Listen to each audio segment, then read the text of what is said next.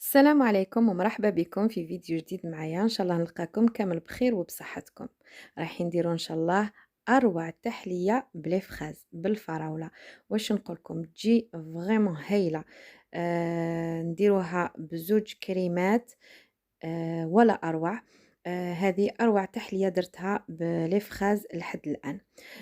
نقولوا بسم الله على بركة الله. في إناء درت لتر تاع حليب، نقصت منه فقط كاس. نضيف عليه ربع مغارف كبار تاع المايزينا، وربع مغارف كبار تاع سكر حبيبات.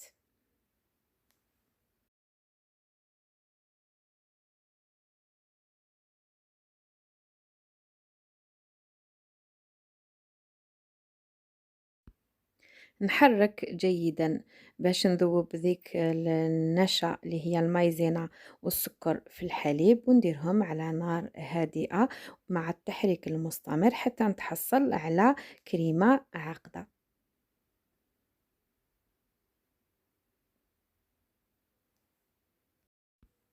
هنا غير يبدا يغلي الحليب تاعكم، تبقاو تحركوا باستمرار، ما تحبسوش، غير تبدا دير الفقاعات تبقبق طفوا عليها، تحطوها على جانب كما درت انا، وتضيفوا عليها مغرفه كبيره تاع الفانيليا وتحركوا جيدا، ونغطوها هنا بكيس بلاستيكي فيلم اليمونتير، نديروه اون كونتاكت يلامس هذيك الكريمه باش ما ديرناش القشره. نديروها في المجمد تبرد جيدا باسكو رايحه نحتاجها بارده جدا، لازم تكون بارده جدا. اذا عندك وقت ديريها معليش في الفريجيدير في الثلاجه من التحت.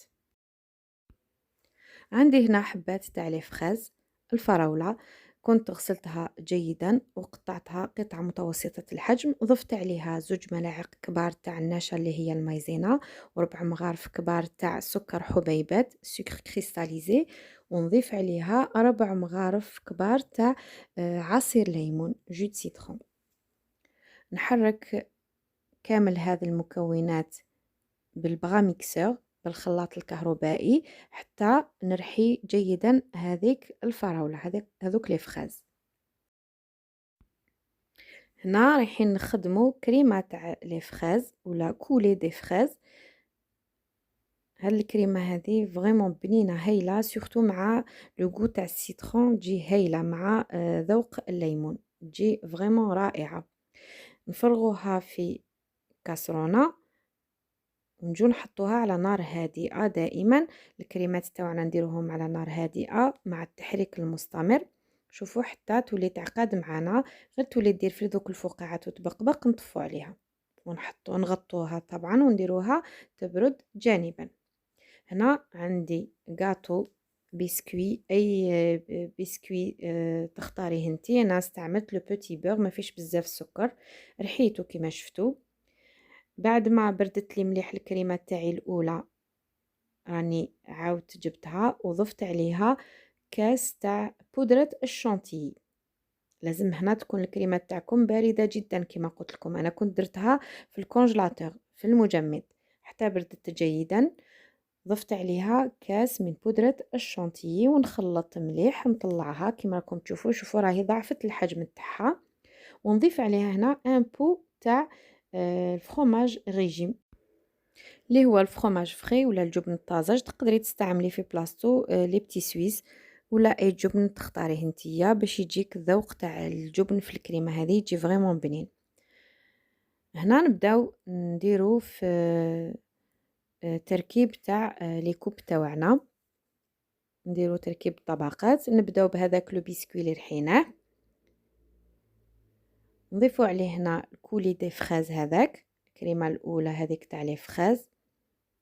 لازم تجربوها البنات، هذه التحليه هايله بنينه بزاف، يعني ماشي فقط لرمضان، رايحه تقدري ديريها وتحضريها في كل مناسبات عندك، اذا عندك ضياف، اذا عندك يعني الناس اللي فريمون حابه كما قالك تعجبيهم في التحليه.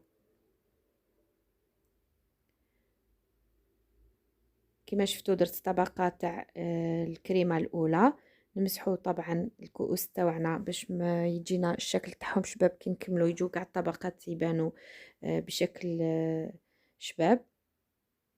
هنا عندي شويه تاع لي فخاز، الفراوله مقطعه قطع صغيره كما راكم تشوفوا. ندير طبقه تاع الفاكهه تاع لي فخاز.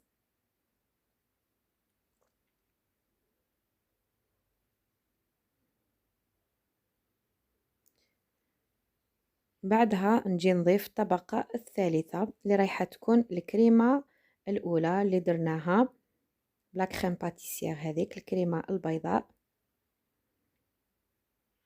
يعني الالوان جاو باهيين، لون الاحمر مع اللون الابيض، ديجا في الشكل تاعها تجي شابه بزاف.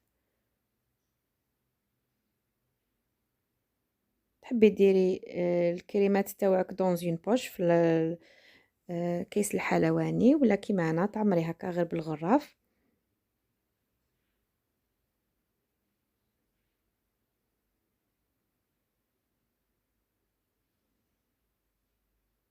نعمر مليح الكؤوس تاوعي، نخبطهم شويه ونهزهم باش تتسقى مليح ديك الكريمه.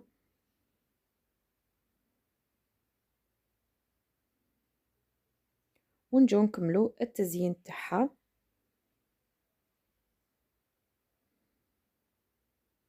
هاد الكريمه البيضاء فريمون بنينه بنينه هايله. نتوما وحدكم تصوروا كيفاش لا كريم باتيسير مع لا شانتي مع هذاك الفرomاج فري جات فريمون بنينه هايله.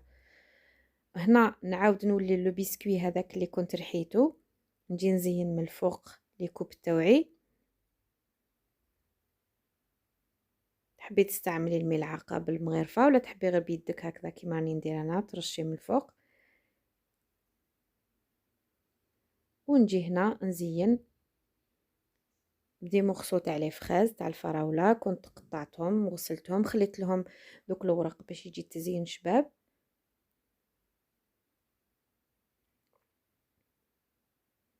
ديجا هنا الشكل تاعها راه شباب. هنا ديجا تقدروا ديريها في الفريجيدير وتكونسوميوها.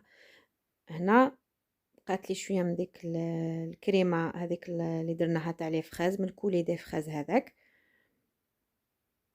درتو في لابوش كيما شفتوا، ونجي نزين بها من الفوق. وهذه هي النتيجه. نديروهم في الثلاجه من تحت يبردوا. تقدم بارده منعشه. واش نقولكم، واحد البنه هذه ما تراطيوهاش، لازم تجربوها. بنه ولا اروع. نتمنى ان شاء الله الوصفه تاع اليوم تكون عجبتكم. نقولكم دمتم في رعاية الله وحفظه. مع السلامة إلى فيديو آخر إن شاء الله.